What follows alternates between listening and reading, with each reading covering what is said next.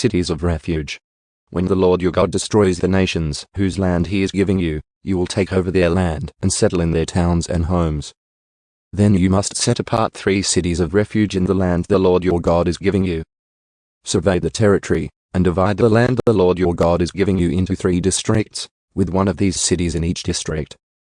Then anyone who has killed someone can flee to one of the cities of refuge for safety. If someone kills another person unintentionally, without previous hostility, the slayer may flee to any of these cities to live in safety.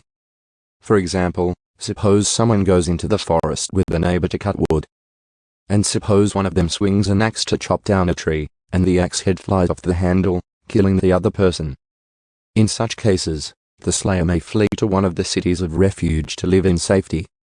If the distance to the nearest city of refuge is too far, an enraged avenger might be able to chase down and kill the person who caused the death. Then the slayer would die unfairly, since he had never shown hostility toward the person who died. That is why I am commanding you to set aside 3 cities of refuge. And if the Lord your God enlarges your territory, as he swore to your ancestors, and gives you all the land he promised them, you must designate 3 additional cities of refuge. He will give you this land if you are careful to obey all the commands I have given you, if you always love the Lord your God and walk in his ways. That way you will prevent the death of innocent people in the land the Lord your God is giving you as your special possession. You will not be held responsible for the death of innocent people. But suppose someone is hostile toward a neighbor and deliberately ambushes and murders him and then flees to one of the cities of refuge.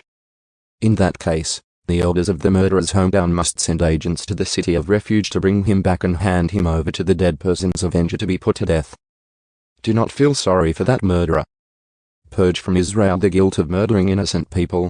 Then all will go well with you. Concern for justice. When you arrive in the land the Lord your God is giving you as your special possession, you must never steal anyone's land by moving the boundary markers your ancestors set up to mark their property. You must not convict anyone of a crime on the testimony of only one witness. The facts of the case must be established by the testimony of 2 or 3 witnesses. If a malicious witness comes forward and accuses someone of a crime, then both the accuser and accused must appear before the Lord by coming to the priests and judges in office at that time. The judges must investigate the case thoroughly. If the accuser has brought false charges against his fellow Israelite, you must impose on the accuser the sentence he intended for the other person. In this way, you will purge such evil from among you. Then the rest of the people will hear about it and be afraid to do such an evil thing.